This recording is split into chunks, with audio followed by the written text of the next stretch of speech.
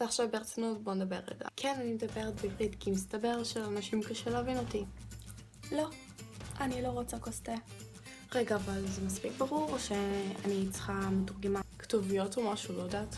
אז אנחנו בסדר, אפשר להתחיל? לא חושבת ששמו לב, כאילו, בכלל לא. אבל הצפנתם אותי, כאילו, בכלל לא שמים לב, מה פתאום.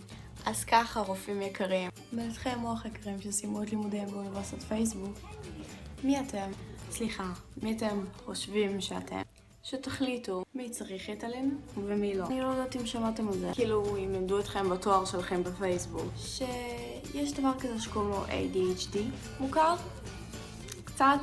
הזכירו שם? לא? טוב. אז ככה, בן אדם שיש לו ADHD זה בן אדם שלא רק סובל מהפרעות קשב, אלא גם היפראקטיביות. וזה לא פסיכולוגי, זה פיזיולוגי. על פסיכולוגי ופיזיולוגי לימדו אתכם? מה שאני מנסה להגיד בעצם, שהתרופה היחידה לדבר הזה זה ריטלין או קונצרטה או למכור אתכם שמוע לסרטן. צחקתי בקשר לריטלין. ועכשיו ברצינות רגע. אתם טוענים שזה כל כך רע, שזה באמת רע למי שאין לו ADHD, אבל אין קשר בין זה לבין סל התרופות. לידיעתכם, קופסה של 30 כדורים עולה בסביבות ה-120-130 שקלים, וזה מספיק כמובן ל-30 ימים. זה המחיר כשזה בסל התרופות. אז מה קורה כשזה לא? המחיר של אותה קופסה עולה ל-560 שקלים כל 30 ימים. עכשיו תחשבו רגע, אני יודעת זה קשה להפעיל את המוח הקטן, אבל קצת. מה קורה לאותם אנשים שבאמת יש להם ADHD? אלה שאובחנו נוירולוגית. לא על ידכם פרופסורים יקרים, על ידי הפרופסור הוא שם.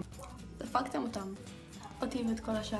אני לא יודעת לגביהם, אבל לי אין 560 שקלים משלם כל 30 ימים. אז מה קורה? בואו נספר לכם איך יום בחיי מישהו עם ADHD נראה בריטלין. תחשבו לרגע איך אתם מתפקדים ביום ששנתם בו רק שעתיים. באותו בוקר גם יצאתם לריצת 2000. ושתיתם 10 כוסות קפה אחר כך. ואתם יושבים בכיתה, ומישהו יושב לידכם בדיוק בשיחה מה זה מעניינת. אז ברור שאתם חייבים להיכנס לשיחה. אבל רגע, גם החבר מאחורה מדבר על נושא אחר לגמרי שגם מה זה מעניין. זה בול כאילו על הסרט מאתמול שוואו.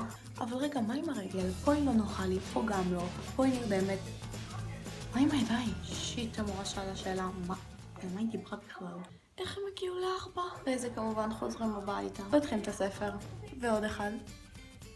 ועוד אחד. רגע, מה זה בא לי ללמוד לרקוד? לא, בעצם בא לי גיטרה. זה כאילו על קצה המזלג. וזה קורה לכם. לכולכם. אבל זה קורה בימים של חוסר ריכוז פעם ב100 שנה בערך. ממש לא כל יום, כל היום. אז מה קורה? מרימים ידיים, מוותרים.